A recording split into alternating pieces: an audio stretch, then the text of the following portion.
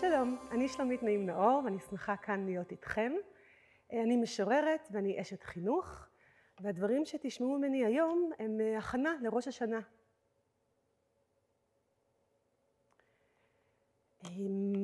ואני רוצה להתחיל את הסיפור של ראש השנה בעצם בסיפורים, כי למעשה הסיפורים שאנחנו שומעים מעצבים את הסיפורים שלנו. כלומר, כשאני שומעת סיפור, כשאני מקשיבה לסיפור, אני מחליטה מה לאמץ מתוכו, על מה לוותר, וכך לאט לאט הזהות שלי נבנית כמו ככה קליפות של בצל, שכבה על גבי שכבה. וכדי ככה להוסיף לזה רובד נוסף לבצל שלנו, לבצל של הסיפורים, אני רוצה להקריא חלק מהספר של ז'קלין כהנוב, בעריכת דוד אוחנה, ויש כאן קטע בסוף הספר שהיא מספרת שהייתה בתור ילדה מאוד מאוד חולה, והרגישה מאוד לא טוב, והיא מאוד פחדה. ואז אבא ישב בערב הזה, ישב על ידי ואמר, אני אספר לך סיפור. סיפור שאולי עוד לא סיפרתי לך. איך סבא של סבא יעקב בא מעיראק למצרים, איך ולמה. ואז התחיל לספר לה תנאים בעיראק, ושמצרים היא ארץ חדשה, ובה יש אפשרויות חדשות. והסב החליט לעבור למצרים ולהתחיל לעסוק בה במסחר. אבל לשם כך היו צריכים לעבור במדבר. איפה בדיוק, מספרת ז'קלין כהנוב, אני לא יודעת. אז היו נוסעים בשיירות והיו שודדים. ולמרות שהיו אנשים שתפקידם היה להגן על השיירה, בכל זאת השודדים התנפלו. וסבא היה אז בסוף השיירה, וכל הכסף שלו היה תפור על החגורות. והיו לו 7 חגורות. הוא שם את החגורות על עצמו, זו על גבי זו, ועליהן עוד משהו, גלביה. כאשר השודדים התנפלו, הוא זרק את החגורה עם המטבעות דלות הערך, והשודדים מהרו לקחת את החגורה עם הכסף הזה. וכך ניצל כמה רגעים עד שבאו השומרים וגירשו את השודדים. והחגורות עם מטבעות הכסף והזהב נשארו. ואז אבא אמר, וזה סיפור פנטסטי, את מבינה? זה היה ההון של כל המשפחה. גם של המשפחה של סבתא, כדי להתחיל את החיים החדשים במצרים, וזה הציל אותנו. ואת יודעת מי נתן את הרעיון הזה לסבא? אמרתי לא. אז אבא אמר, ברור אלוהים, ואת שייכת לשיירה של סבא יעקב. ולכל עם, שבט או משפחה, השיירה שלו או שלה, והיא מתקדמת ומגלה משהו בדרך, וחונה וממשיכה. אבל את רק בתחילתה של הדרך. את טרם הגעת למקום שלך. והיא מספרת יותר מאוחר. כל פעם שהרגשתי מאוד בודדה, ומה אני עושה, ואולי זו טעות, ולמה אני כל כך רחוקה, התשובה הייתה תמיד, את שייכת. שייכת לשיירה של סבא יעקב. וזה מה שאת צריכה לעשות כאן, עכשיו. בסיפור הקצר הזה, מתוך דבריה של ז'קלין כהנוב, היא מספרת את הסיפור של המשפחה שלה. שרשרת של מסירה, שיירה של מסירה, של סיפורים שעוברים שנותנים כוח. הסיפורים האלה חשובים גם לדור המבוגר, לסבא והסבתא, הסבא וסבתא רבא, וגם לנכדים. והשיחות האלה קורות במקומות הלא צפויים. הן לא קורות, השיחות החשובות האלה, בשיחות הטלפון או הוואטסאפ, של מה נשמע ומה קורה ומה הכנתם לחג ומה מבשלים. הן קורות דווקא במקומות שאנחנו לא מצפים להם. כמו שבעבודה דברים קורים בפינת הקפה או ליד המכונת צילום, וכמו שבבית ספר דברים קורים בהפסקה ליד הברזייה, אז יש דברים שקורים דווקא בארוחה האיטית בין המנות, עד שמישהו מביא את הדגים, ואיפה החזרת, ואיפה הדבש, ולמה צריך לחכות, ולמה כולם מדברים. מתי בפעם האחרונה ישבנו ביחד 3-4 דורות, לשיחה, לארוחה איטית, שקטה, רעשנית, מלאה בשיחה ובטקסים. זה דבר שהקורונה לקחה מאיתנו. ואני חושבת על השיחות האלה מכמה מקומות. שאנחנו זקוקים לשיחות הרב-דוריות האלה כדי לשמר מסורות. כי דווקא ברגע הזה שככה חותכים את החלה או בוצעים וזורקים אותה, עוברים סיפורים. והמסורות האלה חשובות לא כי צריך לספר את המסורת ולהעביר אותה הלאה. זה לא סיבה מספיק טובה בשביל סיפור לשמור על הכוח שלו. הסיבה שאנחנו צריכים את הסיפורים האלה זה לחזק תחושת משמעות. גם שהדור המבוגר, שירגיש שצריך אותו, שמה שקרה לו כשהוא היה ילד משמעותי לילדים ולנכדים שלו, וגם לדור הצעיר. יש מחקרים שמראים לנו שילדים שיכולים לספר 10 או 7 עובדות על הסבא והסבתא, איפה הם הכירו, איפה הם גדלו בתור ילדים, באיזה גיל הם התחתנו, איפה הייתה הדירה הראשונה שלהם, מה הם למדו. לילדים האלה יש חוסן נפשי חזק יותר מכאלה שלא מכירים סיפורים על הסבא והסבתא. כמובן שזה לא סיבתיות. אם אני אחזור לאותם 7 עובדות על ההורים שלי בפני בנותיי, הן לא תהיינה יותר חסינות נפשית. אבל הרשת של הסיפורים, הרשת של המשמעות שנתווית, השיירה שהולכת והולכת, היא זו שמקנה תחושת חוסן לילדים צעירים. היא זו שמקנה את התחושה שאני חלק משיירה, שיש לי כאן משהו בעולם לעשות, שיש לי כאן תפקיד כאן ועכשיו, שיש לי את הכוחות שאני יכולה לגייס כדי לצלוח אותן. וככה בואו נחשוב על החצי שנה שהייתה לנו בחסות הקורונה, כמה רגעים של חוסן היינו צריכים, כמה מאיתנו היו בבידוד, כמה מאיתנו לא ראו חברים קרובים, לכמה ילדים היינו צריכים להסביר שאי אפשר לצאת החוצה. והדבר הזה שעבור הסבא והסבתא, הסכנה הגדולה זה הנכדים שלהם, זה לא רק איזשהו מסר שהוא אנטי-יהודי או אנטי-אנושי, אולי גם דבר שגוזר בדידות. ואני מאמינה ששיחה טובה יכולה להיות תרופה לבדידות. הספר הזה של תיאודור זלדין מדבר על שיחות, והוא נקרא שיחות, איך השיחה, איך הדיבור יכול לשנות חיים. ויש כאן משפט שמלווה אותי, והוא ששיחה טובה אינה סידור הקלפים מחדש. כלומר, אני לא לוקחת את הנושאים ומסדרת אותם מחדש, ואני קודם כל מדברת על איפה תהיו בחגים לפני שאני שואלת מה שלומכם, אלא אני יוצרת קלפים חדשים. אני יוצרת אפשרויות חדשות לשיחה. אני יוצרת אפשרויות חדשות למגע. אני יוצרת אפשרויות חדשות לחיפוש משמעות. והטענה המרכזית שלי, שאנחנו זקוקים לשיחות החדשות האלה. אבל איך יוצרים משהו חדש?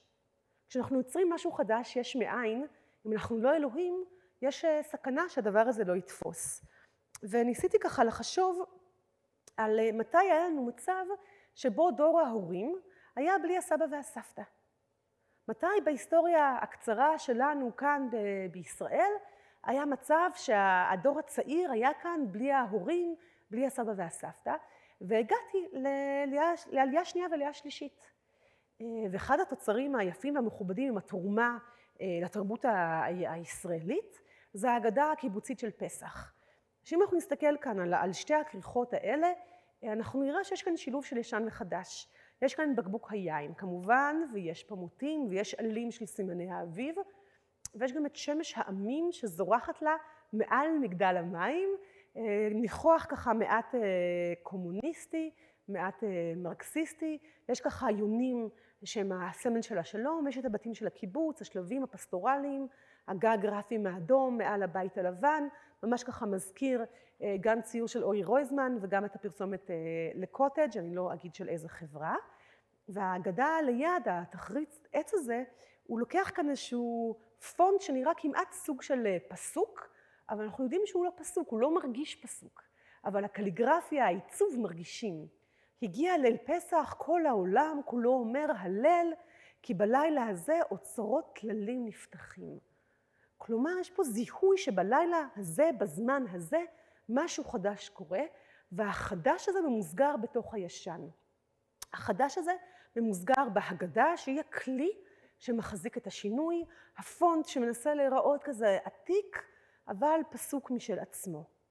ואני רוצה להציע לנו הצעה לסדר, הצעה לשולחן, לנסות לחשוב על האפשרות של ראש השנה, עם הסימנים, עם הוואסל או רעקת למי שנוהג, או הסימנים של הדבש והדג, לנסות לחשוב איך יוצרים מכאן שיחה חדשה.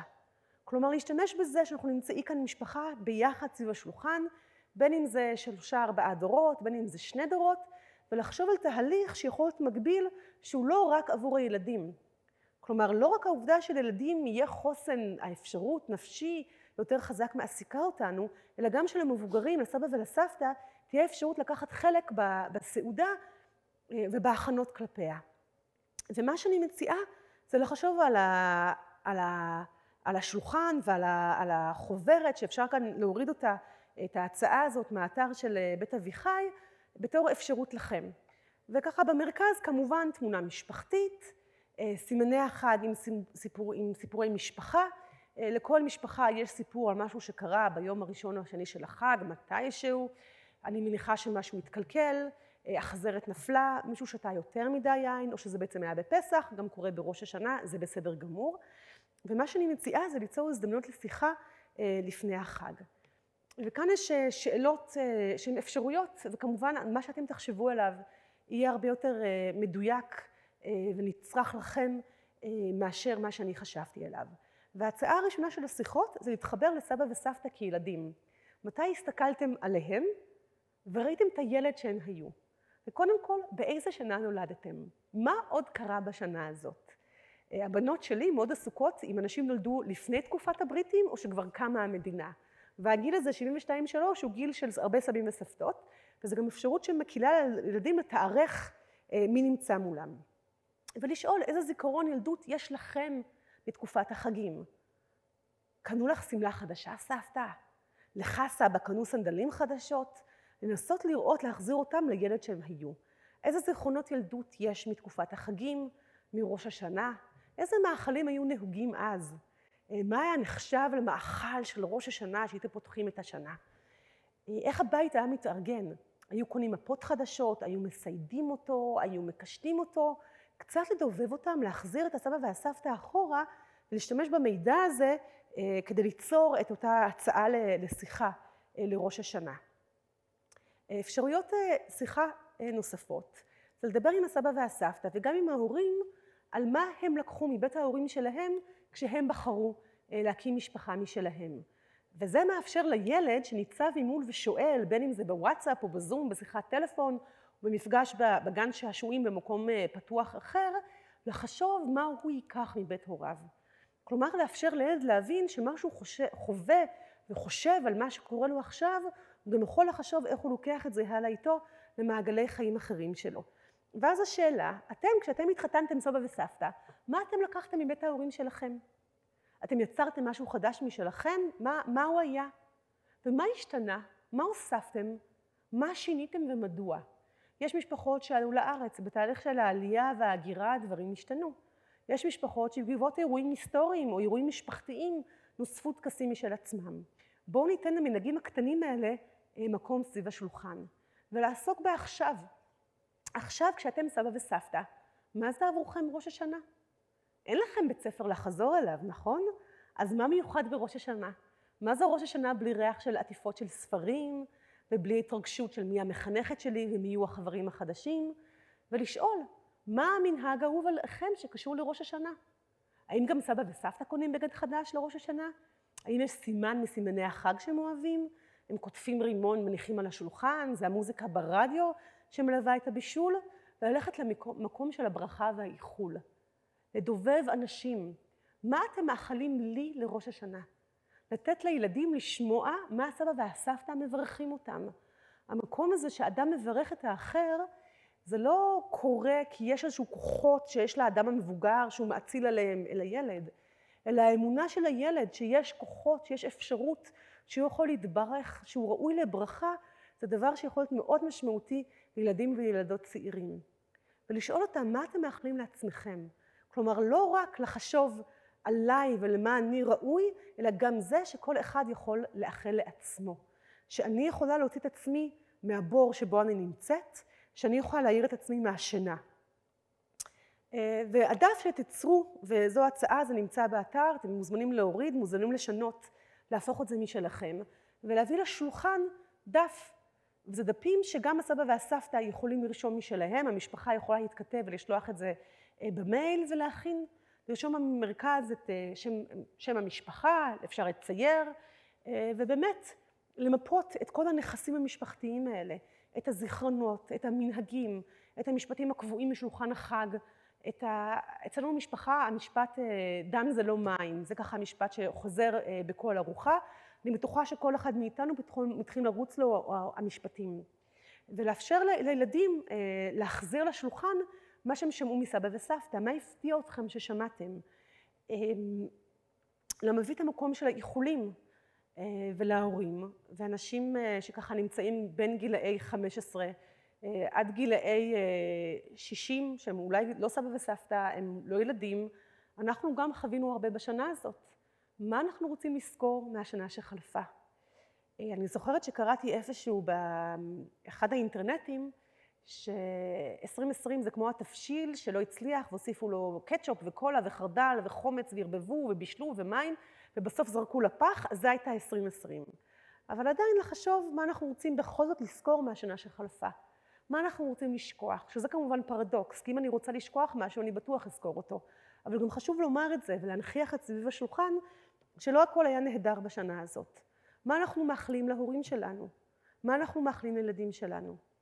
ואני מאמינה שהאפשרות הזאת של לתת לעצמנו מקום סביב השולחן, לאפשר לילדים מקום של שיחה עם סבא וסבתא, שהיא ממקום שהוא שונה, שהוא שואל, שהוא מתחקר, שהוא רואה אותם כילדים שהיו, שהוא מאפשר להם שיחות שאולי לא קרו בחצי שנה האחרונה, הם בטוח לא קרו סביב פסח.